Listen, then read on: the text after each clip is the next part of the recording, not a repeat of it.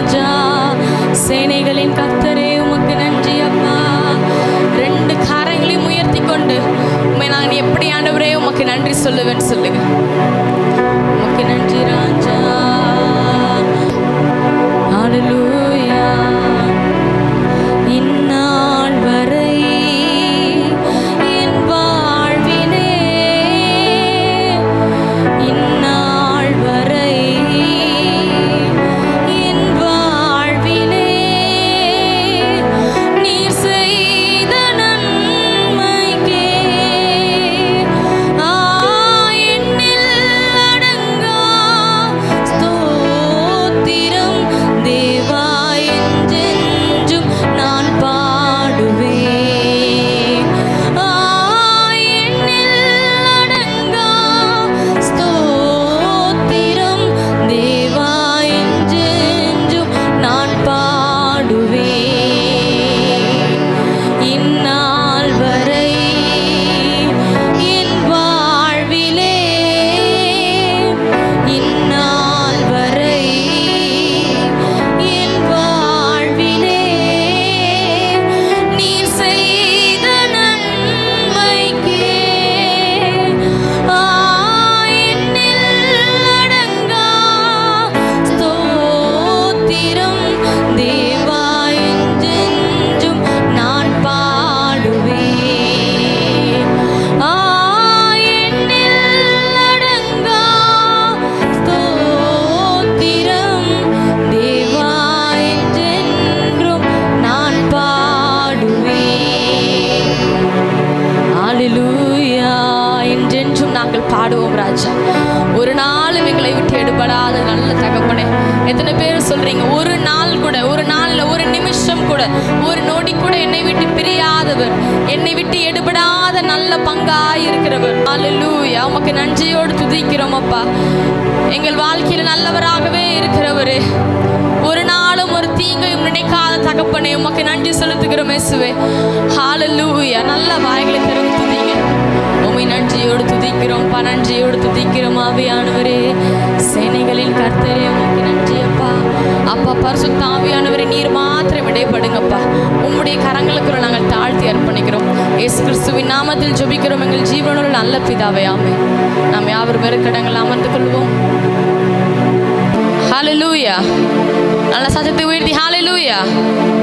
அவ்வளவுதானா? இன்னும் சத்தத்தை உயர்த்தி ஹல்லேலூயா. இன்னும் உரத்த சத்தமாய் ஹல்லேலூயா. ஆமென். ஒரு சில பாடல்களை பாடி நாம் கர்த்தருடைய நாமத்தை மகிமைப்படுத்த போகிறோம். எத்தனை பேர் சொல்றீங்க இயேசு ரொம்ப நல்லவர்னு? ஆமென். ஒரு சிலர் உடனடியே ஆமென்றீங்க. ஏன்னா அவங்க வாழ்க்கை ரொம்ப நல்லவராக இருந்திருக்காங்கன்னு அர்த்தம். ஒருவேளை உங்கள் வாழ்க்கை நல்லவராகவே இல்லை நீங்கள் நினைக்கிறீங்களா? எனக்கு மட்டும் தான் பிரச்சனை நடக்குது, எனக்கு மற்றவங்களாம் ரசிக்கப்படாதவங்க நல்லா இருக்காங்க, எனக்கு இப்படி பிரச்சனை நடக்குது, அதனால ஆண்டவர் அவ்வளோ ஒன்றும் நல்லவரெலாம் இல்லை அப்படின்னு நீங்கள் நினைக்கிறீங்களா? நம்மளுடைய சொந்த பந்தங்களில் கூட போன மாதம் உயிரோடு வந்தவங்க இல்லாமல் இருக்கலாம். நம்ம ஊரில் பக்கத்து வீட்டில் இல்லை நல்லா இருந்தவங்க திடீர்னு ஒரு வியாதியில் படுத்த படுக்கையாக இருக்கலாம். ஆனால் இன்னைக்கு நீங்களும் நானும் நம்ம அமைதியாக கர்த்தரை ஆராதிக்கிறோம், நல்ல ஒரு ஆரோக்கியத்தோடு ஆராதிக்கிறோம், நல்ல உற்சாகத்தோடு ஆராதிக்கிறோம். அதுக்கே நம்ம சொல்லணும் ஆண்டவர் ரொம்ப நல்லவர்னு. இயேசு நல்லவர், அவர் ஒருபோதும் மாறாதவர். ஆமென். எத்தனை பேர் சொல்றீங்க? சொல்லுங்க இயேசு நல்லவர்னு சொல்லுங்க. இயேசு நல்லவர். நல்ல உரத்த சத்தமா இயேசு நல்லவர், அவர் ஒருபோதும் மாறாதவர்னு சொல்லுங்க. ஆமென். இயேசு நல்லவர், அவர் என்றென்றும் மாறாதவர் என்று சொல்லி கர்த்தருடைய நாமத்தை பாடலை பாடி மகிமைப்படுத்துவோமா?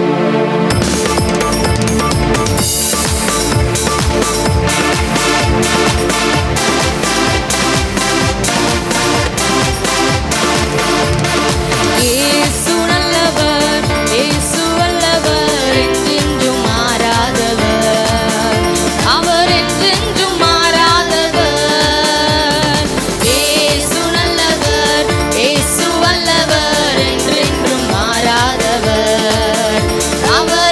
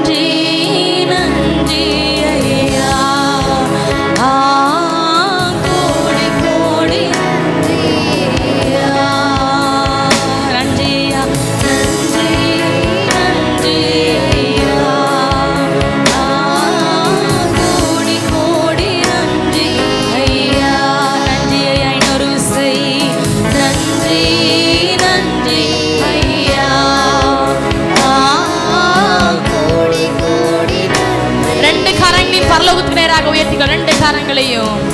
வானத்தின் வாசல் நீரே, என் வாழ்க்கையின் அப்பம் நீரே. வானத்தின் வாசல் நீரே, என் வாழ்க்கையின் அப்பம் நீரே. தேவா உம் சமூகமே எனது பிரியமே. தேவா உம் சமூகமே எனது பிரியமே. நல்ல கரங்களை செய்து பரிசுத்த ஆவியே, ஆவியே, ஆவியே மழையாக பொழியும். ஆவியே, ஆவியே, ஆவியே மழையாக பொழியும். ஆவியே, ஆவியே, ஆவியே மழையாக பொழியும்.